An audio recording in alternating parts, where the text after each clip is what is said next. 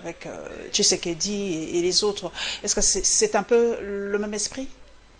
Ben, j'aurais bien voulu que ce soit le même esprit parce que cette homonymie a d'ailleurs été soulignée à plusieurs niveaux parce que finalement ce sont les 13 parlementaires qui ont sonné l'alerte, n'est-ce pas, du dérive du système monocratique du parti-État, et dans une lettre courageuse, n'est-ce pas, ils ont attiré l'attention du président fondateur de l'époque. Malheureusement, ils n'ont pas été entendus. Au contraire, il y a eu une vague de répression contre ces 13 parlementaires, contre leurs familles, qui ont été relégués à travers la République. Et finalement, ces 13 parlementaires ont donné naissance à un des premiers partis politiques de l'opposition, l'UDPS, qui aujourd'hui, n'est-ce pas, a un président de la République. C'est donc une très belle épopée de 37 ans d'histoire de notre pays. Mais nous, le 13, nous sommes de modestes citoyens. Bien sûr qu'il y a dans le groupe de députés, mais nous sommes des citoyens. Il y a aussi des membres de la société civile. Nous alertons à notre tour sur les dérives de notre système politique, mais surtout le blocage, la crise consécutive, n'est-ce pas, à la mauvaise production des institutions à travers des élections dévoyées. Et nous sommes heureux de constater que bon, il y a l'opinion qui comprend certaines institutions qui nous comprennent, et nous croyons que peut-être pas au niveau de ces 13 parlementaires, mais au niveau de notre propre, nos modestes personnes, nous pouvons créer un consensus national sur l'impératif de réformer notre système électoral. Beaucoup disent, professeur Jack Joly, que c'est une fuite en avant et que l'autre camp, il y a aussi un camp d'autres personnalités qui disent que non, tout cela doit être discuté dans un cadre institutionnel. Vous fouillez le cadre institutionnel, vous allez causer ailleurs, permettez l'expression, et que vous mettez un peu la charrue devant le bœuf, parce que qui vous dit qu'en 2023 il y aura crise, il y aura dépassement, il y aura... Qu'est-ce que c'était à l'époque encore le mot qu'on employait à l'époque pour les dépassements, ça va venir. Glissement, merci. Qui aurait déjà glissement. Voilà, donc les gens se disent que c'est une fuite en avant, Jacques Joly. Dites-nous un peu. Non, je crois que c'est ceux qui sont dans cette posture, qui sont dans une forme de déni, de crise dans laquelle nous sommes. Avant que nous puissions prendre le micro ici, je crois que la situation ou les contextes dans lequel nous avons lancé l'appel du 11 juillet est un contexte particulier. Notre pays, depuis 1960, si vous lisez notre constitution, il est dit que la fondamentalité de notre crise, c'est une crise de légitimité des institutions. Depuis 60. Depuis 60. Et si nous prenons simplement la période post-90, nous avons eu la première élection ou les premières élections démocratiques en 2006. Vous savez dans quelles conditions ça s'est terminé? Il y a eu des proclamations des résultats dans un char, et finalement il y a eu tiraillement dans cette ville, échange de coups, et vous savez dans quelles conditions le président Jean-Pierre Bemba a quitté cette ville. En 2011, j'étais moi-même vice-président de la CENI. Et on vous reproche beaucoup de choses. Hein, oui, oui, tout à fait. Beaucoup de choses. Mais justement, c'est à partir de cette situation, et je le fais vraiment avec mon cœur, lorsqu'il n'y a pas consensus, lorsque vous révisez une constitution et que vous organisez des élections précipitées, vous arrivez, n'est-ce pas, à cette situation. 5 ans, c'est précipité, en déant 5 ans. Comment les autres le font? Comment la France font des élections en déant 5 ans? Les États-Unis, d'ailleurs, c'est en déant 4 ans. Et vous trouvez qu'en déant 5 ans, on ne peut pas organiser calmement les élections dans ce pays? Est-ce que vous m'avez écouté? Je vous ai dit qu'en principe, on doit avoir 5 ans pour préparer les élections. Mais en 2011, nous avons organisé les élections en 6 mois. En 6 mois. Alors, quand vous devez organiser les élections en 6 mois, il y a précipitation dans l'enrôlement, dans les commandes, dans les résultats et finalement contestation. Mais qu'est-ce qui nous empêche de l'organiser en 5 ans? Qu'est-ce qui nous empêche? Vous avez touché au substratum, comme on dit, à la base de notre démarche. C'est-à-dire qu'aujourd'hui, nous sommes en 2020 et les institutions actuelles sont là depuis 2019. Nous devons commencer à préparer les élections de 2023 maintenant.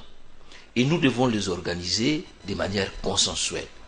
Lorsque vous n'avez pas un consensus sociétal pour organiser les élections, c'est-à-dire que vous avez des contestations autour de la Constitution. Rappelez-vous, en 2011, c'était la révision constitutionnelle de 2 à 1 tour. Lorsque vous n'êtes pas d'accord sur la loi électorale, vous organisez des seuils, pratiquement des mécanismes pour conserver le pouvoir.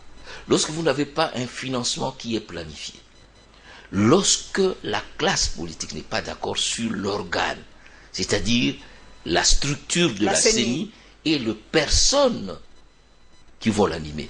Je crois que les gens, il n'y a pas plus grand aveugle que celui qui refuse de voir. Mais ce qu'ils nous reprochent de faire une fuite en avant, mais madame, rappelez-vous la désignation, les conditions dans lesquelles monsieur Ronsard a été désigné. Il y a eu affrontement dans cette ville. Il y a eu de morts. Tout simplement pour ça. Et la crise n'est pas terminée. Mais au-delà de cette crise électorale, il y a d'autres éléments. La crise politique. Cette chamaillerie, vous avez parlé, on va y revenir. Cette guerre entre FCC et CAJ. Des postures, des gesticulations qui empêchent la République de s'occuper sur de vraies questions. En fait, ce n'est pas un problème strictement congolais.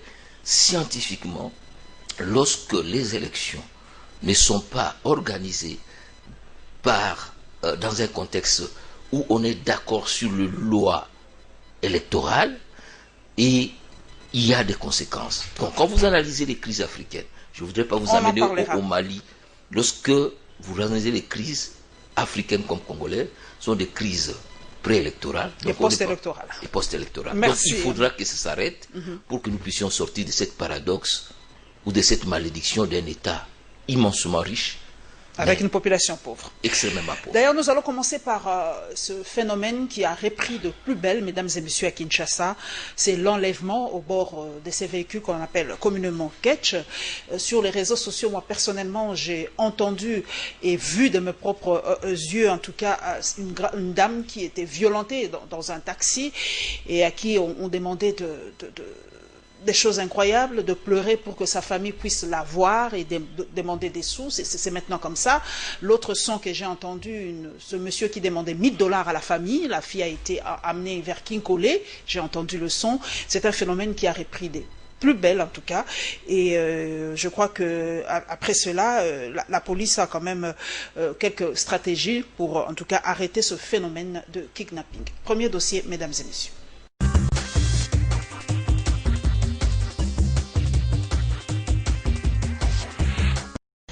Le phénomène kidnapping à bord des taxis UST appelés communément ketch prend de plus en plus d'ampleur dans la ville-province de Kinshasa. La dernière en date est celle d'une jeune femme étudiante de l'IEC dont le relâchement a été conditionné par une amende de $1000 américains par ses kidnappeurs.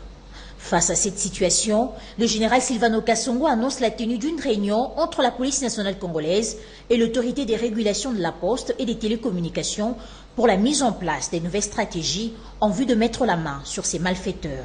Au cours d'une interview accordée à Actualité.cd, le général Silvano Kasongo déplore le fait que ces kidnappeurs soient toujours relâchés après leur arrestation. Il a déclaré, je cite, « Nous avons toujours arrêté ces gens, nous les transférerons par la suite au parquet, mais après ils sont libérés. Malgré cela, nous continuons à faire notre travail, les appréhender à chaque fois. » Ces bandits opèrent généralement à bord des véhicules similés en taxi. À première vue, ils paraissent élégants et inoffensifs. Une fois à bord, la victime, souvent femme, est mise à l'aise et accompagnée généralement de 2 autres clients. Quand les taxis arrivent à un endroit jugé favorable par la gang, ils remontent rapidement les glaces du véhicule, bloquent les portières et braquent la victime. Après avoir dépouillé la personne de ses biens, ces bandits contactent ses proches pour exiger une rançon. C'est le cas de ces messieurs qui a été contacté par l'un des malfaiteurs. Tozana siko vers Kinkole, tozui wana liboso ya IEC. Chambongo sikoyo $1000 na numéro na oya Vodacom.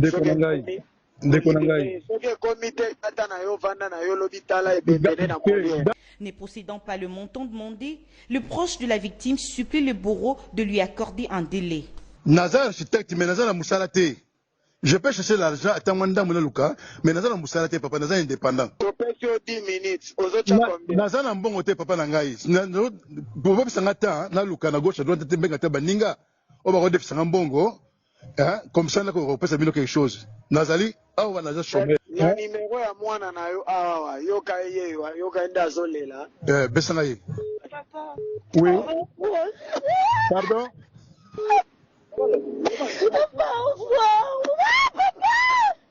Notez qu'il est important de redoubler des vigilances en adoptant des comportements préventifs tels qu'éviter si possible des taxis, surtout à des heures tardives. Dans les cas contraires, restez vigilant à bord d'un ketch et vérifiez que les glaces soient baissées et les portières débloquées.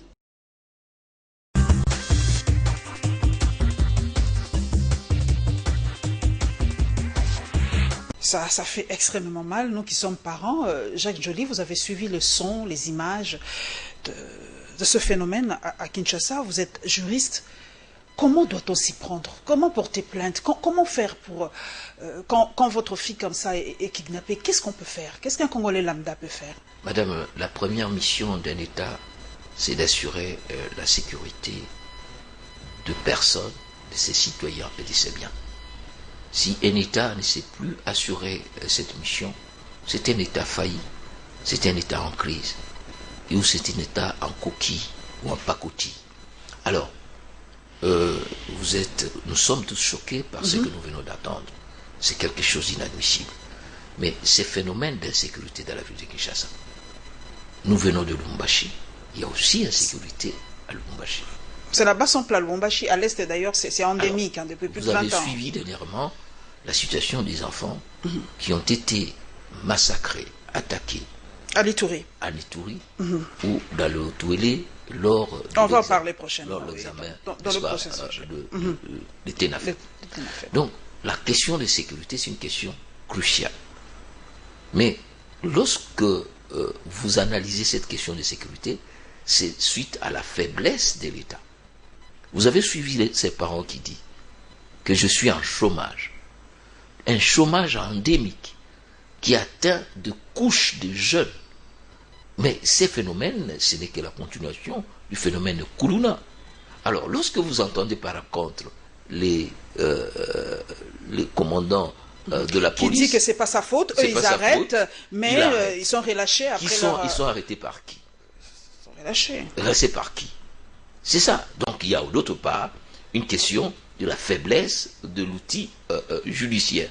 Donc, je crois, si aujourd'hui, nous, ce qu'on appelle le groupe de 13, nous insistons pour que nous puissions résoudre la question des élections, c'est pour que nous ayons des institutions, que nous ayons la sérénité pour permettre à l'État de trouver des ressources pour former, recruter des policiers, le former, améliorer les méthodes de recherche, donner des moyens à la justice. Donc, il y a un continuum entre les mauvaises élections, et la qualité des institutions et les outputs qui sont l'insécurité. Ici à Kinshasa sous forme de criminalité, mais aussi ce qui est plus grave, le viol, les assassinats, la multiplicité des groupes armés. On en a vu à Bunia dernièrement. Vous avez suivi ce qui s'est passé à Bunia. Ce qui s'est passé à Bunia.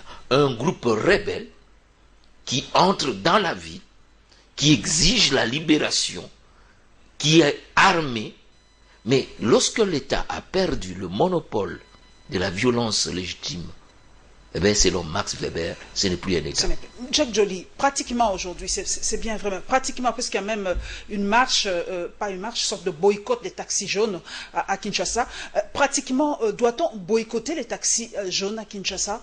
Mais, madame... Qu'est-ce qu'on doit faire pratiquement dans la vie de tous les jours? Lorsque nous parlons de la restauration de l'autorité de l'État, lorsque nous parlons de l'efficacité de l'autorité de l'État, cette efficacité viendra de quoi? De bonnes élections. Pas simplement en termes de la qualité, mais de légitimité des institutions. Regardez la plupart des gouverneurs. Ils sont élus dans quelles conditions? C'est dans la fraude, c'est dans la corruption. Ce sont des gouverneurs qui n'ont aucune légitimité à part le fait d'avoir donné l'argent aux députés provinciaux. Voilà pourquoi, dans l'articulation de demande de notre groupe, il y a un minimum de réformes liées à la Constitution, notamment sur l'élection de gouverneurs, sur leurs responsabilités. Les taxis jaunes. On en fait quoi? On les boycotte? C'est une opportunité. Nous avions des difficultés de transport et nous avons encore des difficultés de transport en commun. La société qui a été créée, l'esprit de vie, face à l'explosion démographique, n'est pas capable d'assurer les transports. De contenir toute Alors, la ville. Il nous est venu comme une manne du ciel, n'est-ce pas, ce sketch. Mais quelle est la police de contrôle de ces taxis jaunes? Leur numérotation, leur gestion. Donc il y a un problème de gestion, de contrôle. Donc au-delà des moyens à donner à la police routière et de circulation, il y a aussi les contrôles. Il y en a combien? Comment on devient taximan ici? Comment on achète le permis de conduire ici? L'autorisation de transport? Est-ce qu'il y a un registre? Donc tout ça, ça montre qui n'est pas taximen. Les taximens de la ville de Kinshasa, de la commune de Gombe, tout cela, il y a absolument rien. Mais il y a quand même une association des chauffeurs. Mais c'est une association privée. Mais la gestion du parc, de la mobilité d'une ville, ce n'est pas une affaire de privé. Il faut une politique de mobilité, de gestion de ces parcs automobiles. Ça n'existe pas.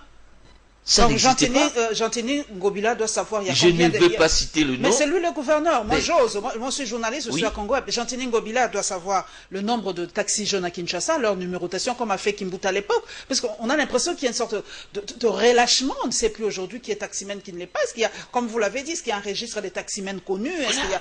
Tout ça, ce sont des problèmes de gouvernabilité. Et le problème de gouvernabilité est lié à la problème de la génétique du pouvoir. Comment on dirige? Est-ce que ces gens sont responsables? Comment on accède à Comment on accède? La question de l'accès au pouvoir a un impact sur l'action au pouvoir. Exactement. Nous allons rester dans ce dossier de l'insécurité. Nous avons parlé de ce qui s'est passé à l'est de la République avec les attaques des finalistes dans l'est de notre pays. Évidemment, la dissertation, ça sera pour ce lundi. Le ministre de l'EPST est descendu dans le Grand Katanga pour lancer le go de la dissertation. Ça sera ce lundi. Et évidemment, beaucoup de gens se posent la question. D'ailleurs, c'est peut-être une question que je poserai à M. Jack Joly. Pourquoi on donne toujours l'avantage au Grand Katanga et on néglige les autres provinces? Parce que beaucoup se disent tous les ministres ne vont qu'au Grand Katanga et pourtant nous avons 26 provinces qu'on semble négliger et on met toujours l'accent sur le Grand Katanga. Deuxième élément, mesdames et messieurs.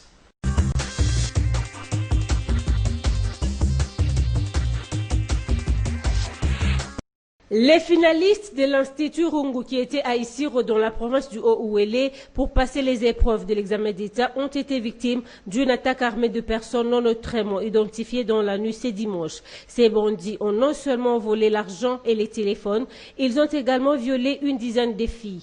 Les finalistes sont traumatisés et le maire de la ville promet de les prendre en charge et rembourser l'argent de frais volés. Au sud Kivu, des violents affrontements opposent depuis ce lundi 31 août le milicien Maïmaï à ceux de Guimino dans les localités de Bilambili et Ngezi près de Mikenge dans le territoire de Mwenga. Conséquence, le déroulement de la session préliminaire d'examen d'État qui a débuté ce lundi était perturbé dans cette partie du Sud Kivu.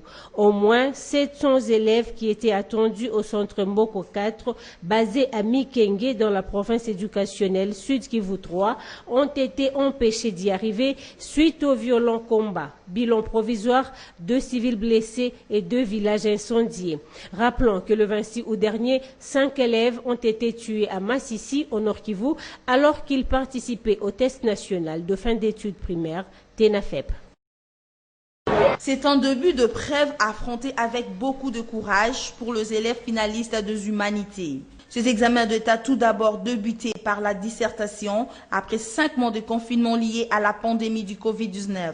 Ces élèves se sont dit très satisfaits d'avoir passé leurs examens en toute quiétude en respectant également les gestes barrières. C'est un peu une année différente des autres. On était séparés par les mesures barrières et tout.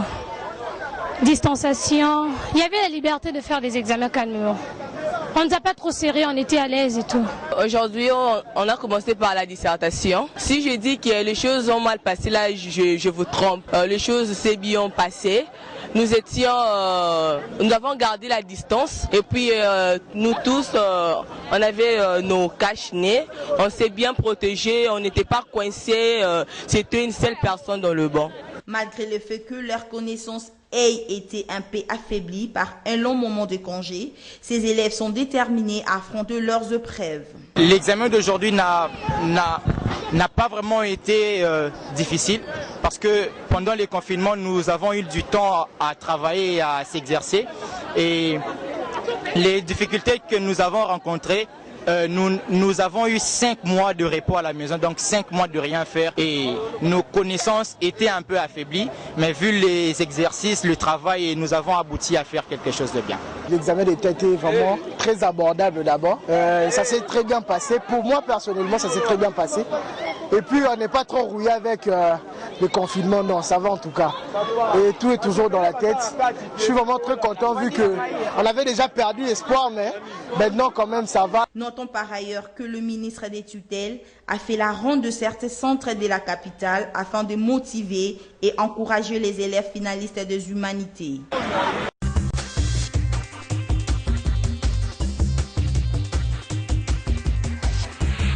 Jacques Njoli. Oui, madame. On sait déjà que la situation sécuritaire est un peu tendue à l'est de la République. Bounia, de la province orientale jusqu'à Kasumbalesa. C'est une zone rouge. Comment notre État n'a pas pu sécuriser les centres d'examen pour nos enfants? On ne comprend pas qu'une école soit ainsi prise d'assaut par des gens non autrement identifiés. Il y a eu viol, il y a eu vol, et vous avez dit pire, viol des filles à Bounia. Incroyable. Madame, l'insécurité qu'il y a à l'Est, c'est une insécurité qui s'est métastasée, c'est-à-dire qui a atteint l'ensemble, n'est-ce pas, de cette zone utile. Au-delà de l'insécurité armée, il y a le pillage, la fraude. Donc, il y a nécessité pour que nous puissions redevenir un État. C'est ça, c'est l'axe principal sur lequel nous devons travailler, la restauration de la sécurité. Or, comment voulez-vous aller sécuriser un centre d'examen d'État seulement? Oui, c'est une priorité. Mais le marché, le champ, vous savez qu'aujourd'hui, dans certaines localités, au nord comme au sud Kivu, la nourriture doit venir de Kinshasa ou du Rwanda parce que la population locale ne peut plus aller dans ces champs. Donc, lorsqu'on parle de la balkanisation, peut-être de la balkanisation physique qui ne s'est pas fait encore entendre, mais sur le plan économique, pratiquement, nous sommes un pays qui est totalement dominé par les forces ou les États extérieurs qui nous imposent leur régime. Donc, c'est comme ça que très souvent, on va encore discuter, vous allez soulever des problèmes ici. Ces chamailleries quinoises, ces gesticulations, ces dénis de crise ou ces refus de discussion pour trouver un cadre consensuel, ça démontre tout simplement de notre inconscience comme classe politique et notre inconscience comme peuple, qui ne sait pas prendre ses responsabilités pour dire oui, quelle est la situation de notre armée? Est-ce qu'elle a le moyen? Est-ce que nous sommes capables de lui trouver le moyen? Quelle est la vision stratégique que nous avons de notre espace de vie? Donc toutes ces questions-là, les viols, ne sont que les expressions de cette dérive. Ce qui se passe... Ces filles violées, comme on dit, j'emprunte l'expression du chef de l'État, ce ne sont que des dégâts collatéraux. Des filles violées. Si c'était la fille si c'était ma fille, je ne serais pas un dégât collatéral, ce serait un dégât structurel. Parce que quand on voit sa fille tuée ou violée, je ne sais pas, vous pouvez vous demander quel est le dégât, quels sont les dégâts. J'ai eu la chance d'aller voir le docteur Mukwege à l'hôpital de Panzi. Madame, ce sont de vies fauchées. Non, c'était le viol des enfants, de femmes. C'est une arme de destruction massive d'un peuple. Donc, et on ne s'en rend pas compte. On ne s'en rend pas compte. Aujourd'hui, ces chamailleries, Jacques Joly, sans vous interrompre, parce que la télé, c'est les temps, on se bat autour de chiffres. Que ce soit 10, que ce soit une fille violée, mais c'est l'acte, c'est le viol. Mais nous, on est dans les chamailleries. Non, vous avez dit 10, c'est pas 10, c'est 2, c'est pas 2, c'est 1. On est là. Ce que je vous dis, on est là, que cette seule fille-là qui est violée puisse être votre fille, vous allez dire que c'est un acte banal?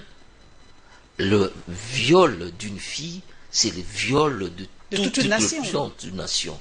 Lorsqu'une nation ne sait pas protéger ses petites filles, qui est partie faire un test national pour la fin d'études primaires, c'est que cette fille-là n'a pas plus de 12 ans. C'est un acte très grave. C'est un acte terroriste, qui doit nous interroger sur notre capacité en tant qu'État, et cet État d'avoir une armée, d'avoir une police et d'avoir des services de sécurité. Jacques Joly, lors de la campagne électorale du chef de l'État, c'est une internaute qui m'a dit de vous poser cette question. Merci à toi, Youyou Montoumonsi, qui m'a dit de vous poser cette question.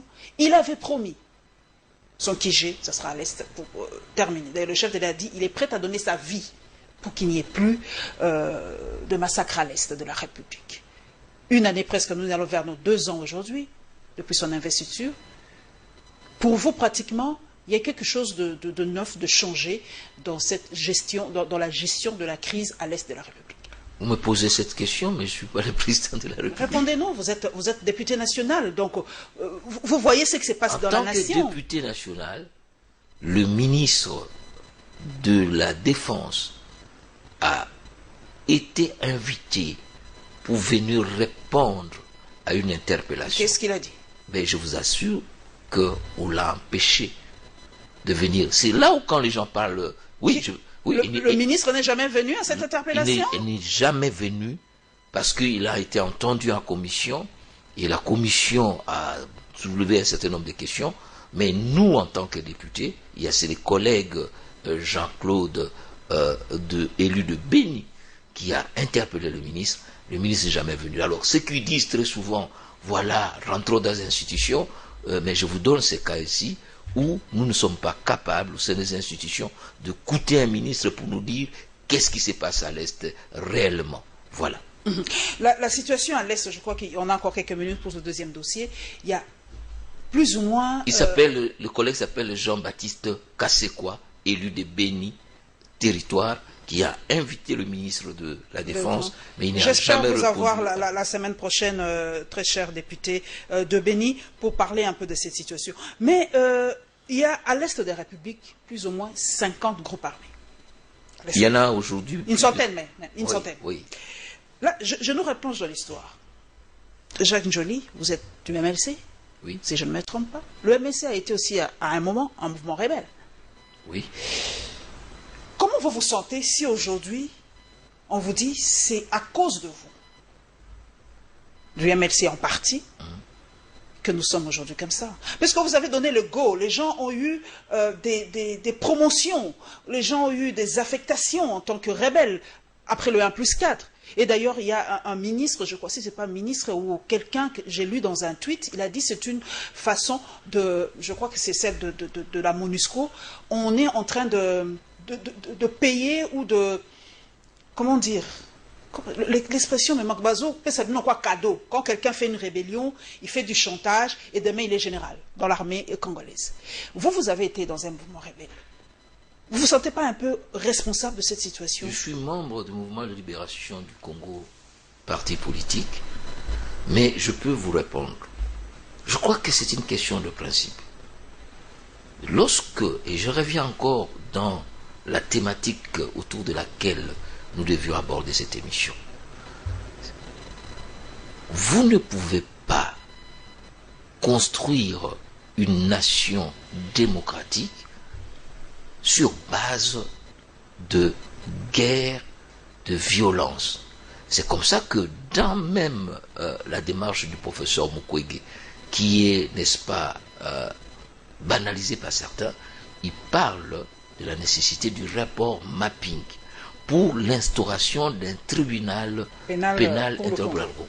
Vous voulez parler du MLC. Vous savez quel est le prix que le président du MLC a payé pour ce qui s'est passé, non pas au Congo, mais en Centrafrique. Il a payé 10 ans. Mais ceux qui ont tué au Congo, mais ils sont promus comme généraux, sont promus voilà. comme colonels. Donc l'MLC n'a pas de leçon à savoir parce que il a payé très cher. Alors, ce qui s'est passé à Sam City, qu'est-ce qu'on s'est dit? Plus jamais ça. Il n'y aura plus jamais un autre Sam City. C'était l'engagement. Et pour cela, il fallait instaurer un système démocratique qui permet d'avoir des institutions légitimes. Et à partir de ce moment-là, où nous avons des institutions légitimes, nous aurons des institutions efficaces. Et les institutions efficaces vont mettre en place une armée républicaine qui sera, n'est-ce pas, outillée, équipée, formée pour aller restaurer la paix sur le territoire. Or, lorsque vous avez de mauvaises institutions, le pouvoir politique à Kinshasa est concentré dans des postures, dans les chamailleries, comme je dis. Ils n'ont pas le temps de voir le vrai fonction de l'État, à savoir la fonction de sécurisation, la fonction d'allocation de ressources pour le développement, la fonction d'allocation sociale pour le bien-être et la fonction culturelle. Toutes ces 4 fonctions sont avalées par de querelles politiciennes autour de la peur de perdre ou de voilà. Son gâteau. Nous allons parler d'ailleurs du docteur Mukwege, nous avons fait allusion, qui prône la création de ce tribunal pénal international pour le Congo, notre pays. D'ailleurs, vous avez suivi aussi la réaction de cet ambassadeur rwandais qui dit n'être pas tout à fait d'accord avec les rapports mapping, qui banalise un peu cela. Vous avez suivi aussi comment notre police a chassé ceux qui voulaient protester par rapport à ce tweet de l'ambassadeur rwandais. Je crois que la moindre des choses pour un pseudo-ambassadeur, c'est d'avoir le respect du pays qu'il a accueilli. Ensuite, les devoirs de réserve. Nous allons en parler. J'espère sincèrement que Madame la ministre d'État va inviter ces messieurs pour lui dire « taisez-vous ». Ok, nous allons aussi parler du démantèlement ou de dénonciation d'un groupe mafieux par la cellule de communication du gouvernement.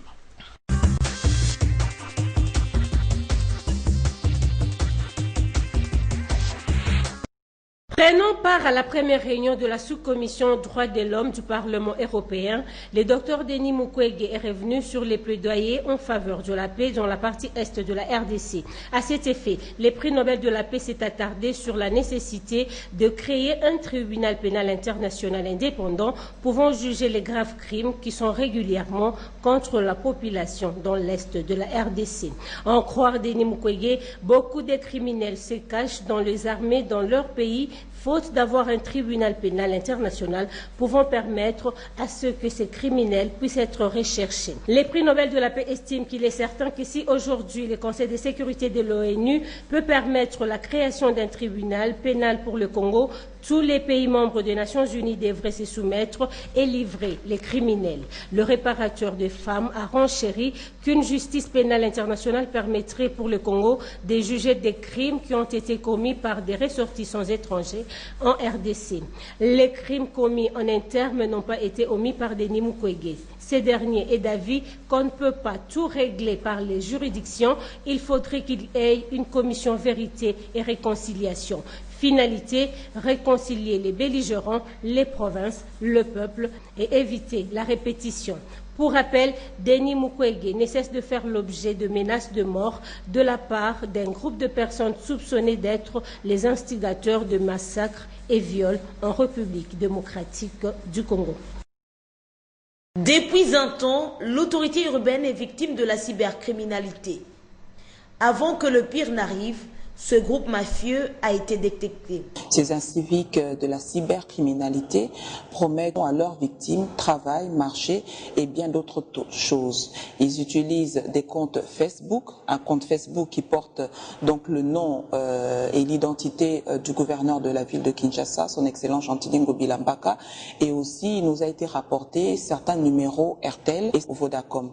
Je voudrais donc attirer l'attention de l'opinion publique que ces comptes, ces personnes ne sont autres que des escrocs et d'ailleurs la justice est en train déjà de les traquer et nous espérons que très bientôt nous allons mettre la main sur ces professionnels de la cybercriminalité. La coordonnatrice de la cellule de communication dénonce le numéro 081 153 27 61 qui opère au nom de Gentil Ngobila. Depuis la date du 19 juin dernier, le directeur de cabinet du gouverneur de la ville de Kinshasa avait rendu public un communiqué en vue de dénoncer ces pratiques mafieuses organisées par cette bande d'escrocs, cette bande d'inciviques. Un numéro nous a été rapporté plusieurs fois. Il s'agit du 081 153 27 61. Belize Okonda donne ici le compte officiel du patron de Kinshasa. Pour le compte Twitter, il s'agit de Ngobila M. C'est le compte personnel et authentifié. Pour Facebook, nous avons comme page gouvernorat de Kinshasa et pour le compte, c'est gouvernorat ville-province de Kinshasa. Ainsi, le gouverneur de la ville de Kinshasa demande à toutes et à toutes de rester vigilants face à cette vaste escroquerie. À en croire Belize Okonda, la justice est déjà saisie afin que les auteurs répondent de leurs actes.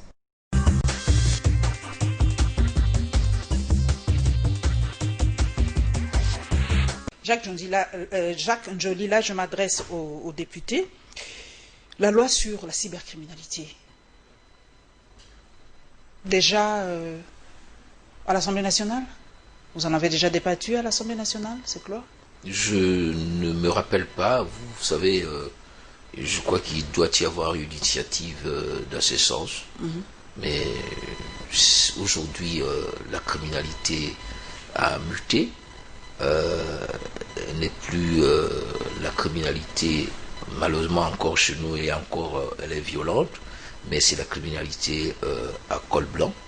Donc il faut adapter le code pénal par rapport à la cybercriminalité, voilà, parce que voilà. C'est très très grave. Vous savez, le Parlement n'est pas là simplement, il y a aussi le gouvernement qui peut initier un projet de loi. Un projet de loi parce qu'il dispose d'ailleurs beaucoup plus d'informations parce qu'il y a un ministère de l'Intérieur, il y a un ministère de la Justice, le PT antique, voilà, tout ça, donc de l'économie numérique, donc c'est tous ces éléments-là qui doivent, n'est-ce pas, c'est vrai que permettre... pour nos autorités, il faut des comptes tout à fait certifiés. Est-ce que le compte de Jacques Njoli est certifié dans les réseaux sociaux? Vos comptes sont certifiés? Vous savez, pour éviter toutes ces arnaques, parce qu'il y a tellement de comptes, si vous certifiez vos comptes, on sait quand même que c'est vous. Mais est-ce que vos comptes sont certifiés? Quelles sont nos capacités en tant que État faible de développer les mécanismes de sécurité en matière de cybercriminalité.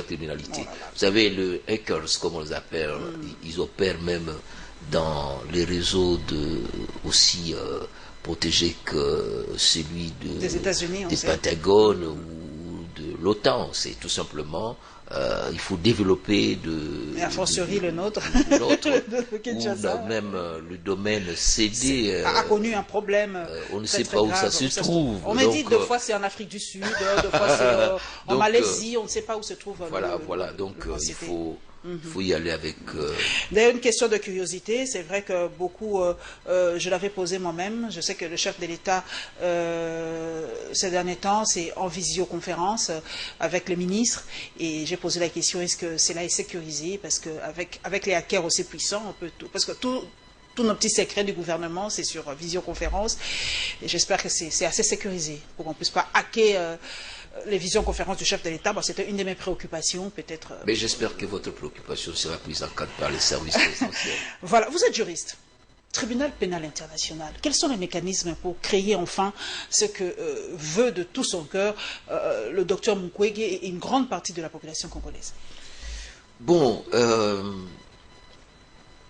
la question de la création d'un tribunal pénal international pour le Congo, c'est une question de la volonté politique internationale, mais aussi c'est une grande question de souveraineté. Dans l'histoire, il y a eu des tribunaux pénals consécutifs à la Seconde Guerre mondiale, n'est-ce pas? Procès de Nuremberg. Nuremberg. Il y a eu pour le Rwanda. Et puis on a été payé pour le Rwanda et été payé pour la Yougoslavie. Depuis lors, cette justice pénale internationale a muté en structure permanente. Nous avons la Cour pénale, la CPI, qui a un spectre beaucoup plus grand, mais il se pose un problème de la date de la commission de la plupart de ces infractions qui se sont passées pratiquement entre 1990, donc après la chute du mur de Berlin, c'est-à-dire la guerre de libération de l'AFDEL, 96 et jusqu'en 2003-2006. Donc, c'est pendant cette période-là, parce qu'à partir de 2000, à partir du moment où nous avons ratifié les traités qui a créé, n'est-ce pas, la Cour pénale internationale, il y a une série d'infractions qui entrent dans ce qu'on appelle une boîte noire qu'on ne peut pas contrôler. Qu'est-ce qu'il faut faire? C'est dommage que nous avons créé une commission vérité qui a échoué. Mais je crois qu'aujourd'hui, lors d'une réunion du Conseil des ministres, le président de la République et le gouvernement se sont prononcés clairement pour la mise en place d'une justice transitionnelle à la République démocratique du Congo. Je crois que la question est prise en charge. Il y avait aussi l'hypothèse de faire des juridictions mixtes, des juridictions congolaises, avec quelques éléments comme ça a été au Cambodge. Je crois que c'est un problème de volonté politique. Est-ce qu'il y a cette volonté froidement, franchement, qui est ce tribunal? Est-ce que les autorités congolaises veulent la création de ce tribunal? Parce qu'il y a un silence total. Jusqu'en 2020. Aucun relais de notre gouvernement. On ne parlait pas, mais je vous dis que lors de nombreuses réunions, l'une des réunions du Conseil des ministres, j'ai entendu que on était d'accord pour l'instauration d'une justice. Mais pourquoi cela gêne-t-il nos voisins, précisément le Rwanda, l'Ouganda? Pourquoi ce tribunal le gêne? Mais personne n'est aveugle pour savoir que l'ensemble de mouvements rebelles qui ont opéré dans notre pays sont des mouvements qui sont venus essentiellement de nos voisins. Et en ce qui concerne l'Ouganda, par exemple, il y a un jugement de la Cour internationale de justice qui les a condamnés de manière ferme à payer des dommages et intérêts pour leurs actions militaires en République démocratique du Congo. Le Rwanda s'est échappé parce que il n'a jamais signé, n'est-ce pas, l'accord. On lui avait demandé de faire une acceptation pour ce cas-là, mais le Rwanda a toujours refusé de se plier à cette justice. Peut-être que le Rwanda voudrait qu'on fasse aussi du gacha chez nous, comme on a fait, comme on a fait chez eux, mais je crois que il y a eu des crimes qui ont été commis. C'est vrai que imprescriptibles ces crimes. Mais les crimes contre l'humanité sont imprescriptibles. Les génocides sont des crimes imprescriptibles. Ce qui s'est passé à Kasika, où on a enterré les femmes vivantes, est-ce que nous devons rester silencieux? Ce qui s'est passé, vous imaginez pourquoi le docteur Mukwege en parle. Le docteur Mukwege a été médecin à Luberizi, où il y a eu une première attaque contre la République démocratique du Congo par des troupes venues du Rwanda, et le docteur Mukwege a assisté à l'exécution de malades sur leur lit alors qu'ils venaient de subir les interventions. Donc tous ces crimes-là, il faut qu'un jour ne fût-ce que éclairci et sanctionné s'il faut. Parce que, qu'est-ce qu'il faut dire? Tout crime impuni est une récompense et un encouragement à la commission de notre crime.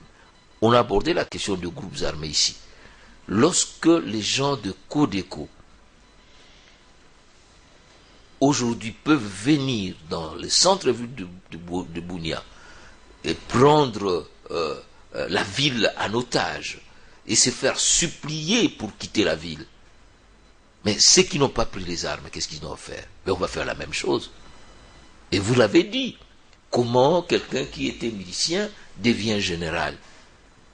C'est qu'ils se disent que c'est plus l'échelle, mais l'ascenseur socio-militaire passe par la création de groupes armés. Le mot génocide, c'est peut-être ça le hic, parce que l'ambassadeur, ce fameux ambassadeur du Rwanda, ne veut pas reconnaître le génocide. Et par rapport au rapport Mapping, c'est le mot là. Est-ce que chez nous, c'est vraiment un génocide? C'est peut-être le mot qui fait... Mais on connaît le génocide arménien, on connaît le génocide, même en Arménie, les Turcs n'en veulent pas, ils n'acceptent pas le génocide arménien. On connaît les génocides en Namibie, du peuple namibien, qui a été reconnu que... ici, il n'y a pas très longtemps par l'Allemagne. L'Allemagne a fini par reconnaître le génocide du peuple en Namibie. Et chez nous, pourquoi le génocide congolais ne passe pas? Pourquoi on ne veut pas reconnaître qu'il y a génocide chez nous?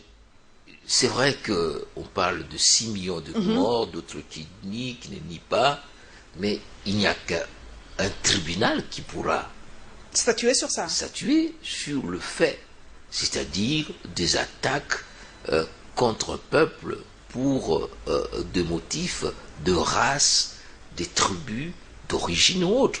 Donc, les crimes de génocide comprennent un certain nombre d'éléments constitutifs. Que nous ne présentons pas. Donnez-nous un élément que nous, on n'a pas. Non, mais comment... Génocide, c'est par rapport à la race, si je ne me trompe pas, à la race, à la religion, au sexe, ou quelque chose comme ça. À la tribu, lorsqu'on parle du génocide de Tutsi. Ça, c'est un génocide, c'est reconnu. Voilà, oui, c'est que... Il y a eu des attaques systématiques sur les Tutsis contre le Tutsi. Et nous alors? Mais c'est à nous de démontrer, et je crois que c'est le travail du rapport Mapping, où autour de questions qui se passent à l'Est, dans cette complexité d'un conflit à la fois local et régional, où il y a des problèmes de terre, eh bien, il faut restaurer la vérité. C'est pourquoi, lorsque vous écoutez le docteur Mukwege, il dit, à la fois, il y a un travail de justice, mais la justice transitionnelle comprend aussi l'élément restauration de la vérité. Nous allons aller à la présidence, mesdames et messieurs. Vous savez que c'est un temps, c'est l'accusation contre le président de la République qui est vraiment à la une. Nous allons avoir la réaction politique de l'UDPS et la réaction de député provincial Jean-Claude Mvouema par rapport à la démarche de M. Fayoulou et de M. Ngoy.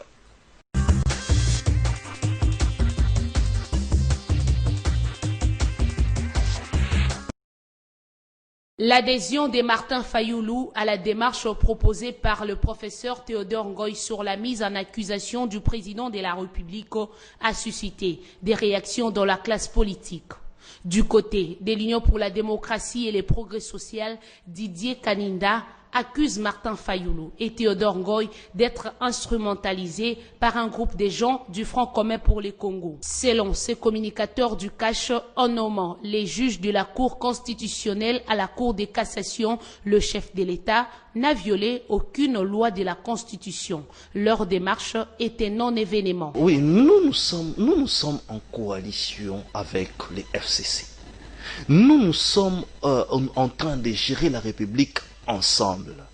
Alors, il y a un groupe de gens du FCC qui, à la place d'être ouverts, utilisent une main noire, une sous-traitance politique, qui sont des Lamouka. Rappelez-vous, ils ont utilisé l'honorable Jean-Jacques Mamba pour la destitution du président Jean-Marc Abound.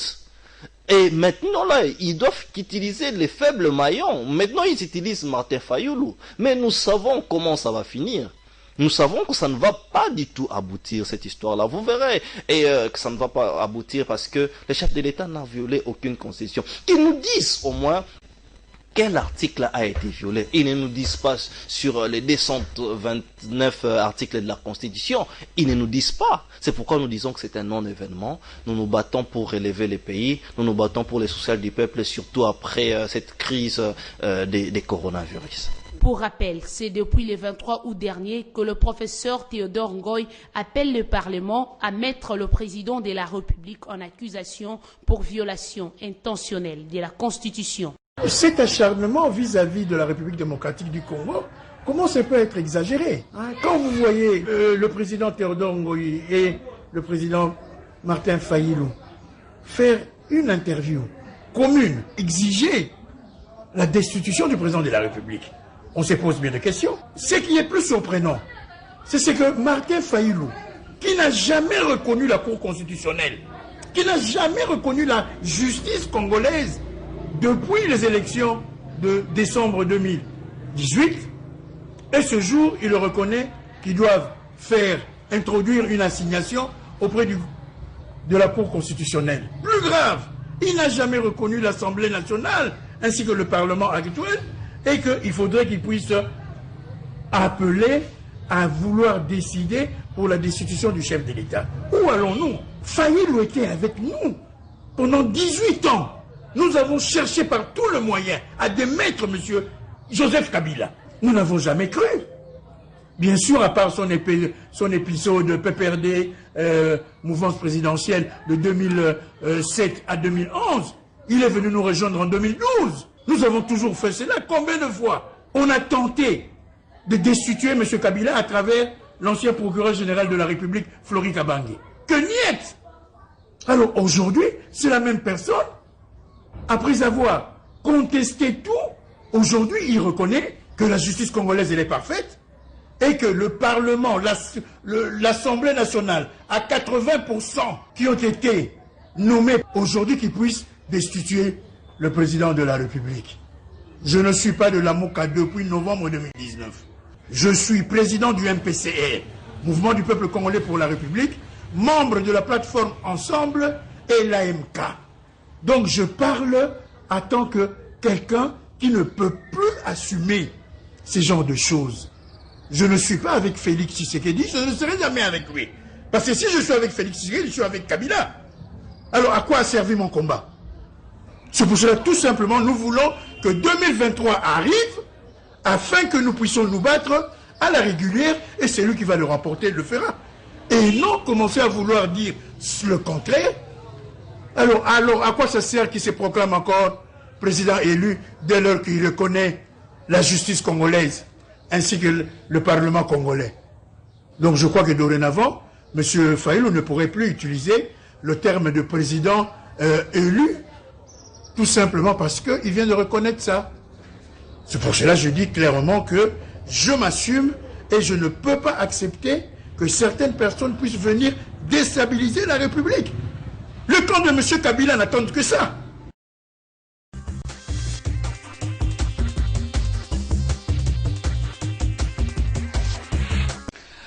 Jean-Jacques Joly, député national, constitutionnaliste. Donc, je suis très heureuse. On peut débattre calmement de cette question. Violation intentionnelle de la Constitution par le chef de l'État. Vrai ou faux? Madame, je crois que les Congolais, nous devons être très sérieux. Nous devons être sérieux. Moi, je suis très content que tous les Congolais sont devenus des constitutionnalistes.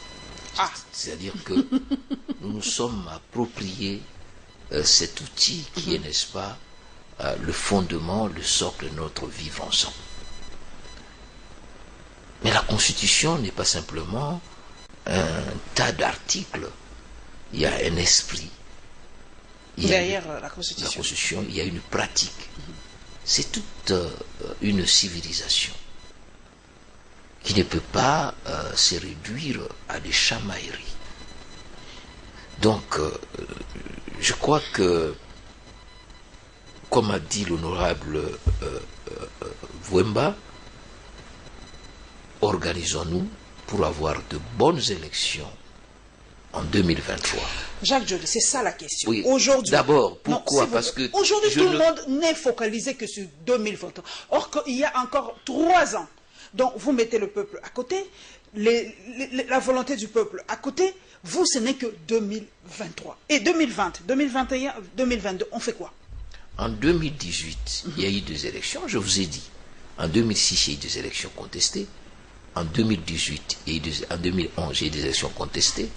En 2018, il y a eu des élections contestées. Le posture que vous entendez aujourd'hui sont les effets de pathologie de 2018. Alors, il y a 2 choses.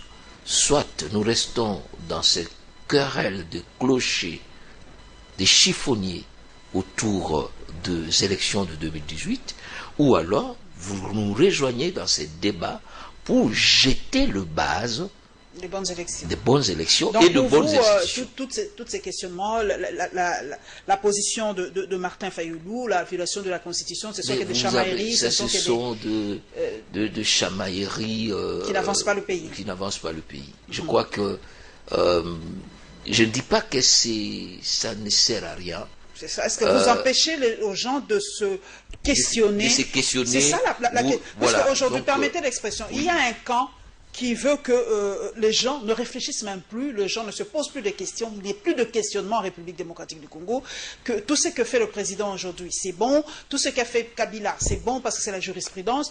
Est-ce que c'est interdit même aux Congolais de se questionner? Parce que Fayoulou a peut-être posé une question que vous trouvez peut-être bête, permettez l'expression, mais ne dis pas ça. C'est peut-être son droit le plus légitime en tant qu'être humain de se questionner sur cela. Si vous prenez l'article 162 de la Constitution, dit toute personne peut saisir la Cour constitutionnelle pour inconstitutionnalité de tout acte législatif ou réglementaire. Donc,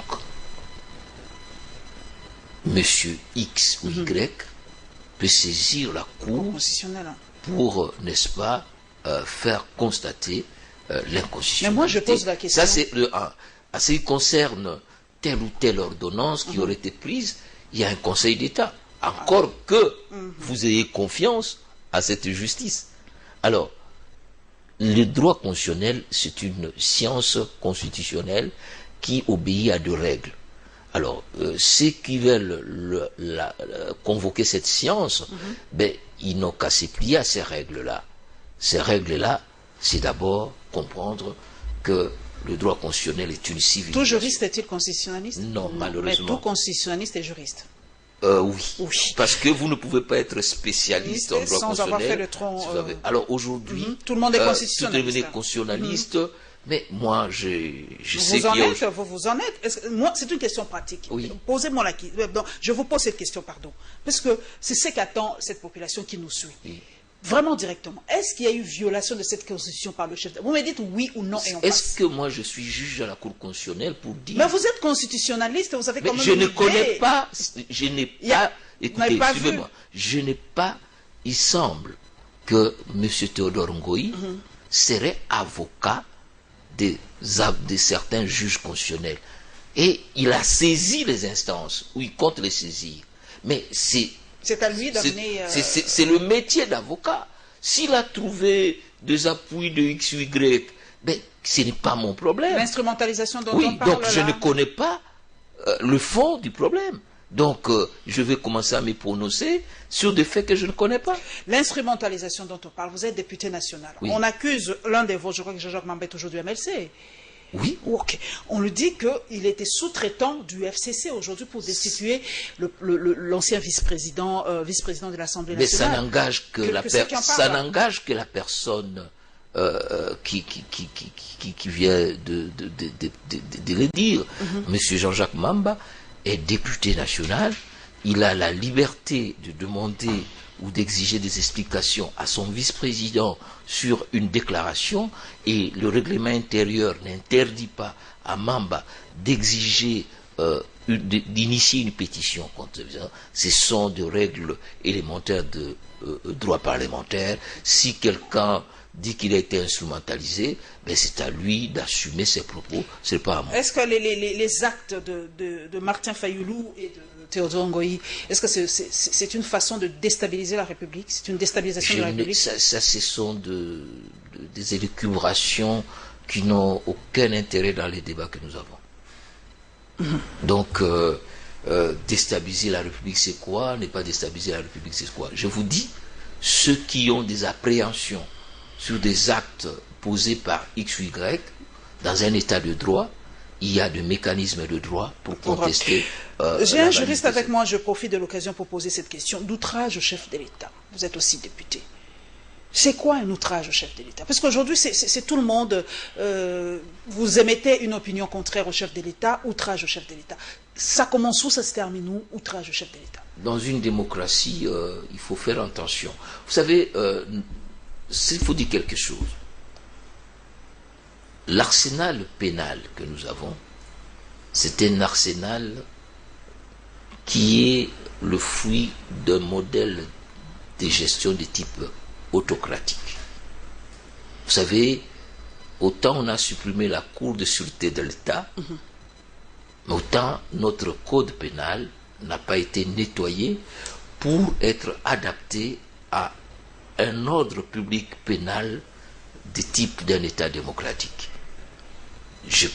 Et c'est tout le travail qu'il faut le faire aujourd'hui pour savoir c'est quoi l'outrage, c'est quoi la liberté d'expression, quelles sont les limites de la liberté d'expression, pour qu'on ne tombe pas dans une sorte de crimes de lèse-parole, mais tout en gardant... Encore une fois, je voudrais vous dire, le droit constitutionnel, c'est un droit de gens civilisés. C'est-à-dire, lorsqu'on appelle quelqu'un honorable ou excellence, ben c'est qu'il se comporte comme un honorable et une excellence. Le droit constitutionnel, ce n'est pas le droit pénal des voleurs. Bon, dans le droit pénal, il y a trop de voleurs, et c'est un droit qui est une forme de charcuterie où on arrête tel ou tel. Le droit constitutionnel, c'est un droit de civilisé. Malheureusement, lorsque la politique est infestée par des personnes qui n'ont pas d'honorabilité ou de civilisation, ben on arrive à des propos totalement déplacés. Mais pour y arriver, je crois qu'il faut ramener le jeu constitutionnel vers la sérénité, vers la consensualité, vers l'apaisement. Tout ce que nous voyons aujourd'hui, ce sont les pathologies, l'expression d'une pathologie d'un régime politique qui fonctionne en termes de pollution et de dévoiement. Voilà, nous allons aller vers l'avant-dernier dossier. Nous allons parler de l'ONIP. Cette guerre, toujours, j'emploie votre mot, cette chamaillerie entre Robert Roy et Kakonde. Qui a le droit de gérer l'ONIP? Parce que là, c'est une question sensible, c'est la population. Qui est congolais, qui ne l'est pas? Parce que moi, depuis 1997, je n'ai plus ma pièce d'identité. Oui, donc, est-ce que qui me dit que je suis congolaise? Voilà, donc c'est une grande question. D'ailleurs, ma fille m'a posé la question, mais maman, moi, depuis que je suis née, j'ai pas une pièce d'identité. Donc, qu'est-ce que vous voulez que je fasse? Donc, et la réaction politique par rapport au dossier Matata Pogno.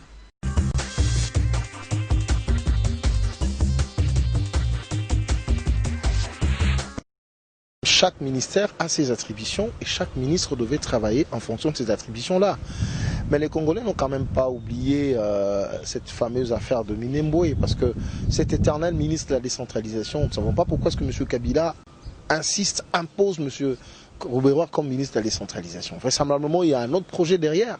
Cette polémique n'a pas sa place simplement parce que, selon les us et coutumes dans notre pays, ces attributions-là relèvent du ministère de l'Intérieur. Alors pourquoi M. Rouberois insiste sur ça? Nous ne comprenons rien. Vous savez, lorsque le président de la République a pris une ordonnance organisant le gouvernement, cette ordonnance assortie d'une autre ordonnance portant attribution des ministères et donc le job description de chaque poste avec ses responsabilités. La question en principe est réglée à ce niveau-là. Le ministre de la décentralisation n'a pas dans ses attributions l'exercice de la mise en place des bourgmestres ou des autorités établies sur place. Il revient au ministère de l'Intérieur cette responsabilité-là.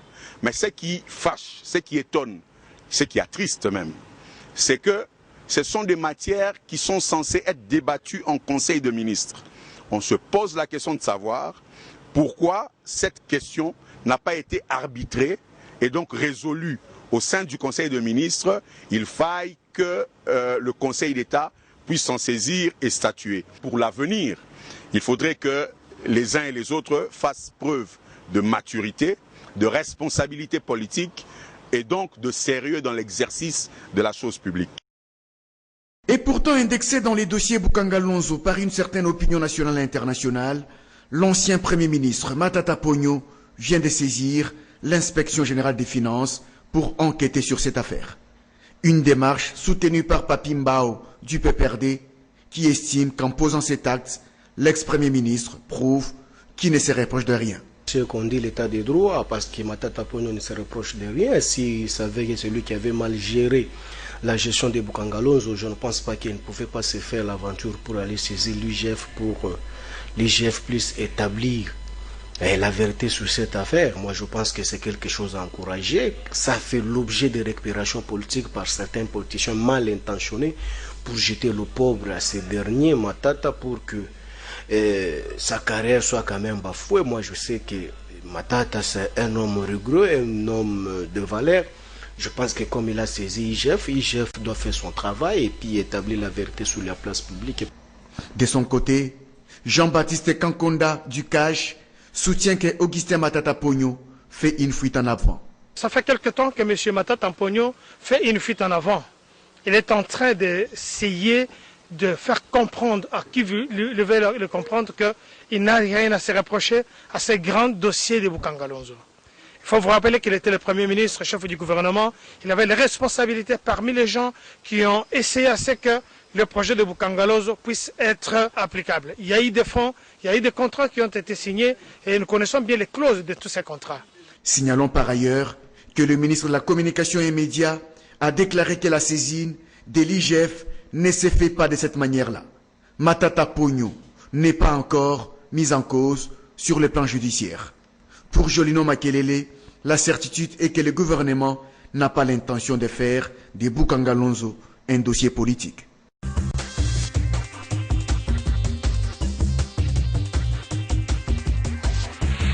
Jacques Joly, la problématique des job description de chaque ministère.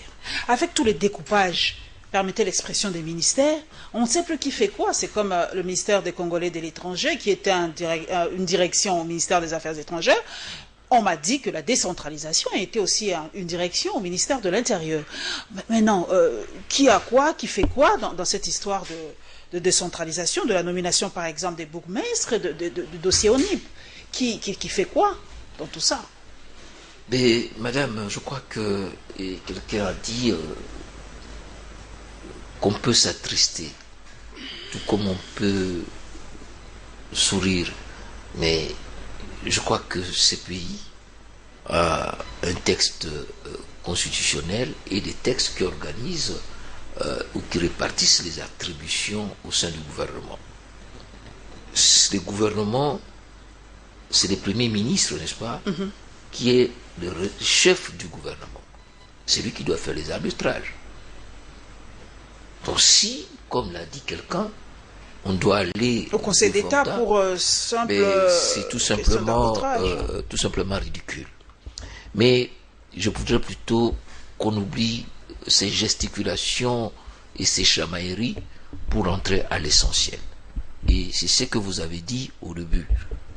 Comment un pays, plus de 60 ans après, ne dispose pas d'un fichier d'identité nationale, c'est-à-dire que nous ne connaissons pas combien nous sommes. Or, toute politique publique, toute planification, toute gestion, même des questions de sécurité, autres, et toutes ces questions sont régentées par l'intelligence et la politique démographique. Je vais vous donner un cas qui m'a été donné par un collègue professeur. Vous achetez 1000 bus esprit de vie pour combattre l'esprit de mort. Mais c'est pour quelle population? On ne sait même pas combien nous sommes dans la ville de Kinshasa. Cette population va avaler l'esprit de vie et l'esprit de mort va ressusciter. Donc, il est important que nous puissions prendre à bras le corps cette question, non pas dans les chamailleries. Et voilà pourquoi, dans le travail du groupe de 13 parlementaires, nous avons 4 axes dans notre action. Il y a les aspects constitutionnels qu'il faut toucher, et parmi ces aspects, il y a l'impératif de rationaliser notre décentralisation. Il y a trop de niveaux de décentralisation. C'est une décentralisation en spaghetti qui ne pourra pas fonctionner. Les élections locales risquent de nous donner plus ou moins 11 800 élus que nous ne serons pas payés. Oh là là. Donc, nous allons avoir plus ou moins 7 800 conseillers des secteurs et des chefferies. Déjà, nous ne sommes pas capables de payer les députés provinciaux. Nous allons avoir plus ou moins 2233 conseillers communaux. Nous allons avoir plus ou moins 622 maires, bourgmestres et autres. Donc, si nous prenons simplement un minimum de $500, on arrive à un montant qui avoisine 80 millions de dollars par mois. Si vous divisez, oui, si vous divisez ça par 12 et le frais de fonctionnement des conseils municipaux, ça ne marche pas. Donc, au lieu de se débattre sur savoir quelle est ma compétence ou autre, il faut d'abord réfléchir sur la rationalité de l'autre. Deuxième question importante, qui est peut-être liée aux élections, mais qui est liée à la gouvernance globale de notre pays. La question de l'identification des recensements des Congolais. Depuis plus de 40 ans maintenant, on n'a plus fait le recensement général de l'habitat et de la population. Donc, nous ne connaissons pas combien nous sommes. Et surtout qui est congolais. Parce que beaucoup de gens se posent la question, voilà. Jacques Joly, pourquoi cet éternel ministre de la décentralisation n'est que Azarias Arouberois? Ça fait tiquer, parce qu'on se pose la question s'il n'y a pas un agenda caché, parce que ça fait, vous avez dit, 40 ans, pas de recensement, rien, on n'a pas de nos cartes d'identité, il n'y a rien du tout. Mais ce monsieur, depuis 2000, après 1+4, je crois, il est toujours là. Sécurité, décentralisation, est-ce qu'il n'y a pas un agenda caché? Il faut poser la question à la direction politique du FCC cash et au Premier ministre et aux ceux qui l'ont nommé. Moi, je ne peux pas répondre. J'ai beaucoup d'amitié vis-à-vis de M. Roubero, mais je ne sais pas pourquoi il est là. Je ne peux pas répondre. Nous allons terminer carrément, mesdames et messieurs, par parler un peu de nous, de la conférence de presse de l'UNPC. Vous le savez que d'ici là, le congrès de l'UNPC se tiendra à Mwanda, dans le Congo central. Je vous en prie. Sur la question de l'ONIP.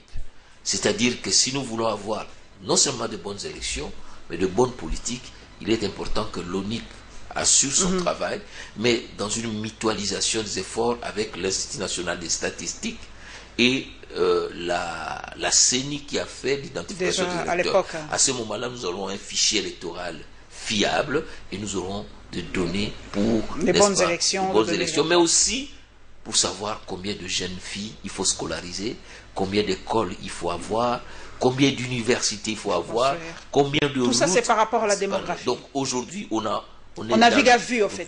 Vraiment. Et un pays qui ne connaît pas le nombre de sa population, qui ne délivre pas de carte d'identité de sa population, c'est un pays qui se trouve au point zéro. Mon Dieu, trop fort. Nous allons terminer par cette conférence de presse de l'UNPC, comme je le disais tout à l'heure. D'ici là se tiendra le congrès de l'UNPC à Mwanda, financé par la Fondation Denise Nyakeru et la marche du mouvement citoyen.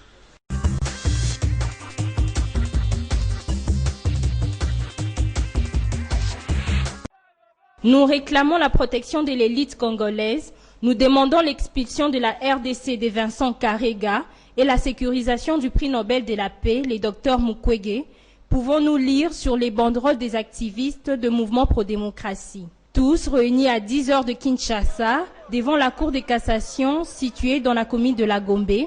Ces mouvements citoyens ont débuté leur manifestation par l'hymne national et quelques mots de réconfort de la part de leur leader, qui revient sur l'objectif et la motivation de cette activité. Nous sommes venus ici pour plaider notre cause par rapport à ce qui s'est passé à Kisaku. L'homme en question qui était la machine à tuer est devenu aujourd'hui ambassadeur du Rwanda dans la République démocratique du Congo. Et nous venons demander une expulsion immédiate de la personne en question parce que la personne a commis des crimes contre l'humanité. Il a tué, il a violé. Il a massacré des gens. Et ces concitoyens-là sont nos frères congolais. Voulant se rendre à l'ambassade de Rwanda où leur mémo serait lu, les manifestants ont été dispersés par la police qui a recouru au gaz lacrymogène et à l'arrestation des activistes. Ces traitements a causé la perte de connaissance de 2 membres de la Lucha qui ont été acheminés à l'hôpital, acte déploré par d'autres. Et nous protestons que ce monsieur-là rentre et eux ils viennent tirer sur nous. C'est totalement inacceptable.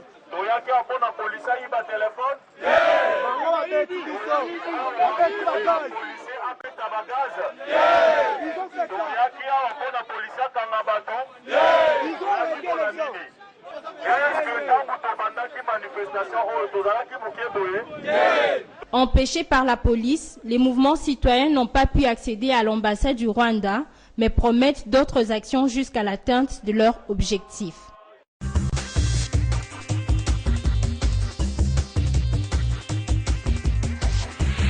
Jacques Njoli, nous sommes en train d'atterrir. Mais une question quand même qui a un peu choqué beaucoup de Congolais. Pourquoi on a chassé, comme des vulgaires voleurs, les mouvements citoyens qui protestaient pour une cause que estimaient noble quand même? Tout le monde a été choqué par les tweet de l'ambassadeur. Pourquoi empêcher les Congolais de s'exprimer face à des propos qui les ont choqués, qui les ont blessés? Non, je vous ai dit à un certain moment, l'ensemble de notre appareil étatique a un logiciel de modèle de type autoritaire ou autocratique et non libéral. Notre police n'est pas très outillé en matière, n'est-ce pas, de gestion de manifestations démocratiques. Mais la police, en fait, n'est que l'expression de l'autorité politique. Donc, une même manifestation contre un ambassadeur qui se livre à des propos obscènes, irrespectueux vis-à-vis de notre République, de jeunes qui vont sans violence, je ne comprends pas pourquoi il faille le chasser avec des gaz lacrymogènes. Et je crois qu'il faudra que l'inspection générale de la police puisse tirer les oreilles des responsables de la police sur, ou alors former ces policiers. Nos policiers ne sont pas formés, et malheureusement je dois le dire, dans ce qu'on peut appeler une police civilisée. Je vois, il y a des manifestations qui tiennent de temps en temps, mais je ne peux pas comprendre cela. Et en ce qui concerne cet ambassadeur Vincent Karega, il ne faut pas oublier qu'il a été expulsé de l'Afrique du Sud. Le Congo n'est pas une poubelle pour recevoir n'importe quel ambassadeur. Je l'ai suivi dans ses tweets, il persévère, je le suis même sur RFI, je crois que il a encore persisté. Au niveau du Parlement, au niveau de la Commission des Affaires étrangères, nous allons interpeller la ministre des Affaires étrangères. Ce monsieur n'est pas capable d'assurer les bonnes relations qui doivent exister. On ne comprend pas exister. très bien, parce que nous ne marchons pas les mots. J'ai saisi cette opportunité pour présenter toute ma sympathie vers le prix Nobel docteur professeur Mukwege, qui a le droit d'être respecté, à commencer par cet ambassadeur qui a été expulsé d'Afrique du Sud, qui croit que le Congo est une poubelle. C'est parce que nous donnons cette impression, parce que vous imaginez, 2 poids 2 mesures, quand un journaliste d'une chaîne étrangère de LCI à l'époque avait tenu des propos outrageants par rapport au chef de l'État, ben, le ministre a écrit toute une lettre pour demander je ne sais pas moi quoi, et puis il s'est excusé pour les propos. Mais par rapport à ces propos qui touchent à la chair des Congolais, silence du ministre des Affaires étrangères. Et ce qui a étonné plus d'un, le lendemain, eh ben, il a été reçu par le chef de l'État. Ça a choqué plus d'un. Parce qu'on ne comprend pas très bien. Et ceux qui ces messieurs se permettent de dire que les Congolais n'ont pas le pouvoir de le faire, de le faire chasser. Exactement. Je trouve ça choquant. Et j'espère que le ministère des Affaires étrangères va assumer ses responsabilités. Et il ose dire que le problème congolais doit être jugé ou parlé lors de ce sommet, de ce fameux sommet que le chef de l'État organise incessamment entre le Burundi, le Rwanda et la tripartite. Il a dit c'est là où ça doit se parler. Et pas, il nous impose, lui, sa vision des choses. Voilà, c'est incroyable dans ce pays. Dans un pays conquis et occupé. Exactement. Et j'espère que toutes les leçons, je crois que ce monsieur n'est pas à sa place. Voilà, juriste, vraiment nous sommes en train d'atterrir. L'UNPC, financé par la fondation Denis Nyakeru, bonne chose, mais les gens se disent, ben, pourquoi? Parce que la presse est censée être le quatrième pouvoir, libre de ses positions, de ses opinions. Si le Congrès est financé par Madame Denise, est-ce que les journalistes congolais auront encore la force d'analyser froidement par rapport à... Je parle à un juriste, par exemple. Non, non, le délit de presse, par exemple... La question n'est pas juridique, la question est éthique et déontologique. Donc il faut demander à M. Kasonga Chilunde, mais je crois que même vous là-bas, vous êtes frappé par le syndrome de conservation éternelle du pouvoir. Merci beaucoup. Merci, tout a été dit.